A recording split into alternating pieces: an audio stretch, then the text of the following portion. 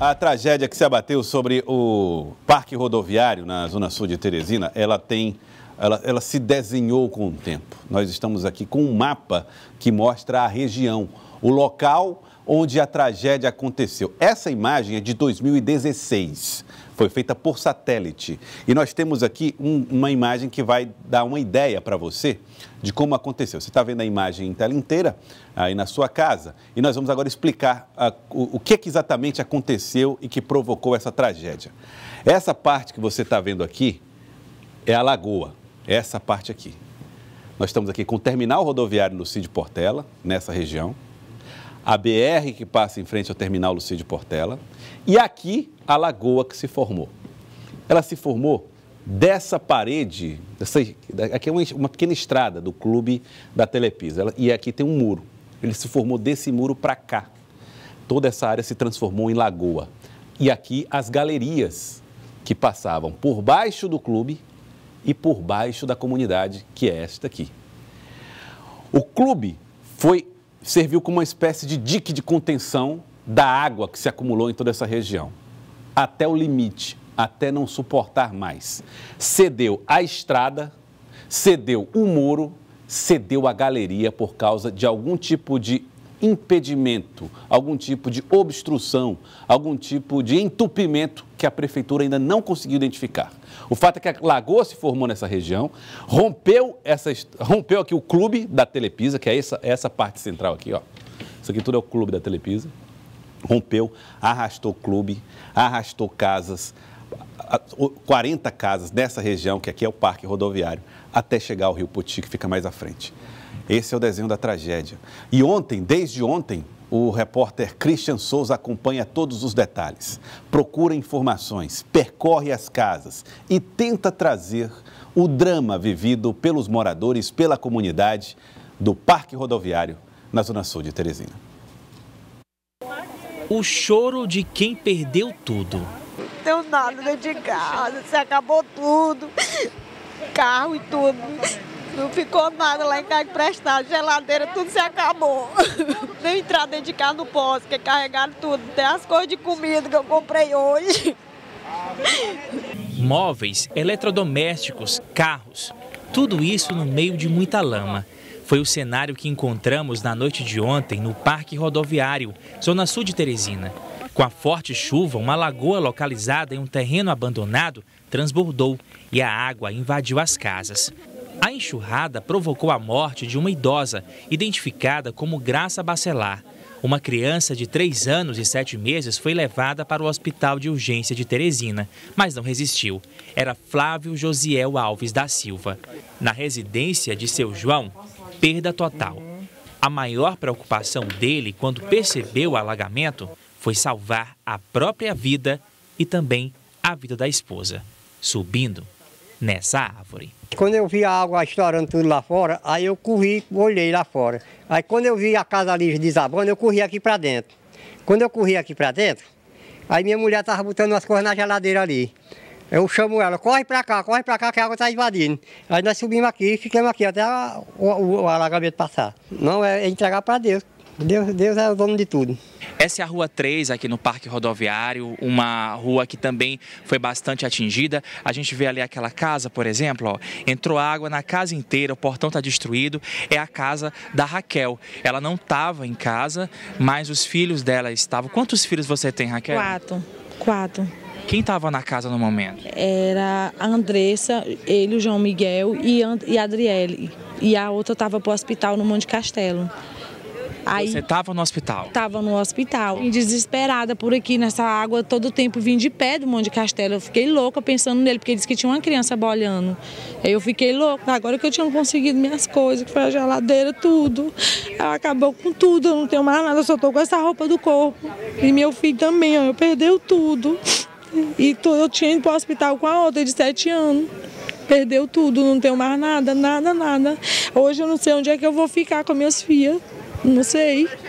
As informações iniciais eram de que pelo menos 30 casas foram destruídas. O Corpo de Bombeiros não confirmou o número de feridos e de pessoas desaparecidas. As casas que foram afetadas, chega praticamente toda essa região mais baixa do Parque Rodoviário foi afetada, chegando a centenas de casas. Agora, danificada totalmente, destruídas, na média de 30 residências. Nós estamos catalogando, ainda sabendo, verificando, retirando as pessoas das residências, estamos fazendo esse trabalho e posteriormente nós falaremos sobre esse quantitativo, se há ou não desaparecidos. Por enquanto, não.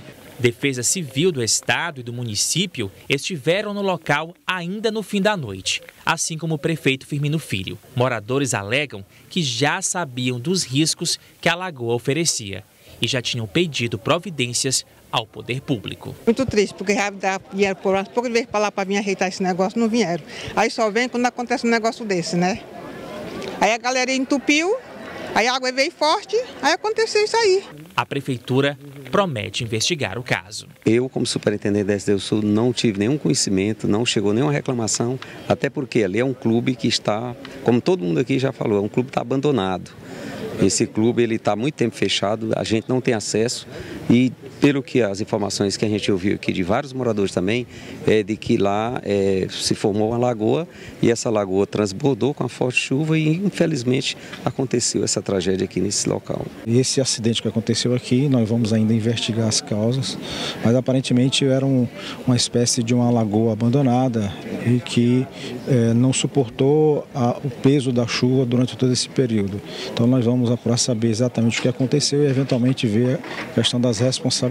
Então, é importante que nós possamos estar atentos, especialmente a esses corpos de água que eventualmente possam trazer algum risco para a comunidade. Está aí o próprio prefeito dando o recado, que é importante que o poder público saiba onde estão esses corpos de água, como ele chamou, que são essas lagoas, essas águas acumuladas que podem se transformar em tragédias, podem resultar em tragédias. É o papel do poder público, sim. Agora, é importante que a responsabilidade seja investigada, trazida às claras, para que no futuro se penalize os responsáveis. O momento agora é de solidariedade, é de levantamento de dados, de informações, é de catalogar famílias, é de acolher famílias, recuperar patrimônio básico, roupa, alimentação. Esse é o momento agora. Mas no futuro, explicações sobre o que aconteceu, porque ninguém pode passar impune se tiver responsabilidade nesse episódio. E nós vamos trazer informações agora a respeito da tragédia e das consequências dela, porque houve morte. Eu vou falar com o repórter Thiago Melo, ele está ao vivo, direto lá do Parque Rodoviário, onde ainda trabalham famílias, equipes da Prefeitura na limpeza. Thiago, você acompanhou todo esse trabalho, mas também o velório de uma das vítimas, né, Thiago? Isso, Joelson. Paralelamente ao trabalho que está sendo feito aqui de remoção de escombros, há o sofrimento maior de duas famílias que perderam entes queridos. No caso, nós acompanhamos o velório do menino Flávio Josiel, 3 anos de idade. Ele estava numa casa com pai, mãe e 5 irmãos. Eram, portanto, 6 crianças além do casal. Todos se salvaram, à exceção dele. Vamos acompanhar o velório e um relato da mãe que fez todo o esforço que podia, mas não conseguiu salvar esse filho. O velório ocorreu na própria comunidade, na casa de uma tia-avó da criança. Diante desta tragédia, consolai os seus corações, dai esse vosso filho, criança, a posse do vosso reino. Flávio Josiel Alves da Silva, de 3 anos, se afogou dentro da própria casa. Ele, 5 irmãos e os pais dormiam quando a água começou a invadir a residência por volta de 9h30 da noite. A mãe faz um relato dramático da luta para salvar os filhos. Quando eu percebi, foi a janela que abriu de uma vez e minha vizinha do lado estava gritando. Ela estava gritando muito, pedindo socorro. Aí quando eu levantei, a minha casa, que é do lado, já estava enchendo d'água.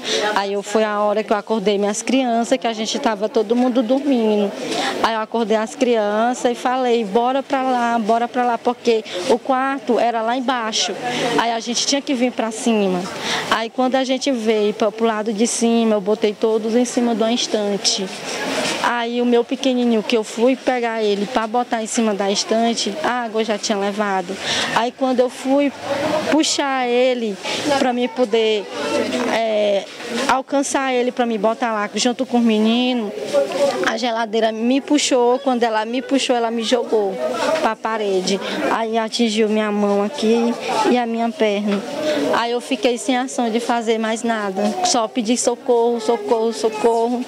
Aí foi que os vizinhos vieram me ajudar, para me ajudar a tirar os meninos lá de dentro. E eu comecei a gritar que tinha mais um, que tinha mais um. Aí foi que entraram e acharam ele, só que já acharam ele desacordado. A casa alugada ficou parcialmente destruída. A família humilde perdeu todos os pertences. O pai da criança, em choque, não conseguiu acompanhar o velório. Eu podia não ter nada, mas eu queria ter meu filho. Bom, e nós voltamos aqui para mostrar a situação na Rua 3 do Parque Rodoviário. Nesse momento, muitas equipes de limpeza, varrição da Prefeitura estão mobilizadas nesse trabalho de remoção de todo o barro, toda a areia, os escombros, móveis das residências, coisas agora inservíveis. O que era pertence, o que fazia parte do conforto das famílias, agora virou lixo. E você percebe aqui, para ter uma dimensão do que foi essa tragédia aqui, gente, havia paredes e muros de residências. Não tinha esse espaço, não tinha esse vácuo aqui. Aqui era casa, tudo aqui para trás eram casas posicionadas, eram habitações, moradias, famílias viviam aqui. E tudo isso aqui foi derrubado pelas águas. Você percebe algumas casas parcialmente atingidas, com parte da estrutura ainda em pé, e outras totalmente destruídas. E lá você percebe o trabalho de voluntários e também de alguns moradores que estão vindo verificar em meio aos escombros o que pode ser reaproveitado. Lembrando aqui que não é um bairro de classe média alta, pelo contrário, é um bairro de classe média baixa, né? E as famílias tinham aqui certamente nas residências tudo que conseguiram construir ao longo de uma vida, e tudo foi levado pela enxurrada. Há algumas construções ainda em situação de risco, por isso nós vamos conversar agora com o comandante de socorro do Corpo de Bombeiros, Tenente Antônio Lima. Tenente, nesse momento não há buscas por pessoas. Em que está sendo empregado o efetivo do Corpo de Bombeiros? As atenções se voltam para quê nesse momento? Boa tarde. Boa tarde a todos.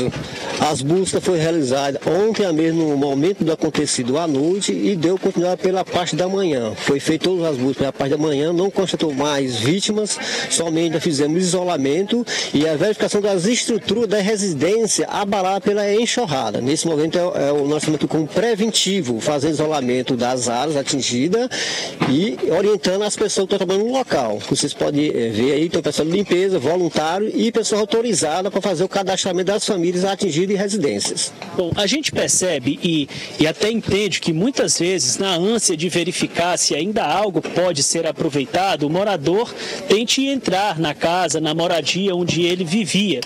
É uma atitude prudente nesse momento, sem consultar o Corpo de Bombeiros? Neste momento, se algum morador, porventura, tem a residência atingida, nos procura para a gente primeiro fazer uma vistoria na residência, se for atingido ou não, se ela teve alguma parede caída ou não, se ela está em pé, primeiramente fazer uma vistoria no local para saber se ele pode adentrar o local, porque pode ter uma parede em risco para cair. Há informações de que uma passarela que tem aqui na comunidade, que dá acesso de um lado para o outro, justamente por onde a água passou por baixo, estaria isolada, interditada. Está de fato? Sim, de fato, nós interditamos assim que nós chegamos aqui pela manhã, em virtude que a passarela, ela treme muito, ela balança. Então a árvore, na encosta aqui, a copa dela está prestes a cair, né? Caso venha a chover, vai chover, vai cair essa árvore, vai derrubar a passarela. As pessoas que vão passar a passarela vai terminando se acidentando. Então há um risco na estrutura da passarela? Nesse momento sim. Melhor isolar é uma maneira preventiva de manter aquela estrutura e evitar que outras pessoas se acidentem ou venham a óbito. Tá certo, nós conversamos com o Tenente Antônio Lima, do Corpo de Bombeiros do Estado do Piauí. Muito obrigado pelas informações. Junto com o Corpo de Bombeiros aqui, Defesa Civil, Assistência Social, diversos órgãos públicos, também pessoas da iniciativa privada, empresas, cidadãos comuns. Passou gente aqui que foi ao supermercado, encheu as sacolas e trouxe para fazer doação. Há um ponto aqui na igreja que serve à comunidade, que está recebendo donativos, alimentos, colchões, roupas, tudo que puder para ofertar a essas famílias que foram atingidas. Pelos levantamentos do Corpo de Bombeiros, 60 casas afetadas. Não há um número fechado de quantas estão com estrutura abalada. Portanto, o indicativo e a orientação do Corpo de Bombeiros é de atenção para essas famílias que pensam em voltar. E algumas, vale ressaltar, Corpo de Bombeiros também está enfrentando resistência de algumas famílias em sair. Algumas por medo. Tem medo de deixar a residência e ter os objetos que estão lá dentro furtados. Infelizmente, há histórico aqui de ocorrências nesse sentido verificado de ontem para cá. Pessoas que deixaram suas casas e tiveram objetos levados, infelizmente, por pessoas que se aproveitam dessa situação de crise. Joelson.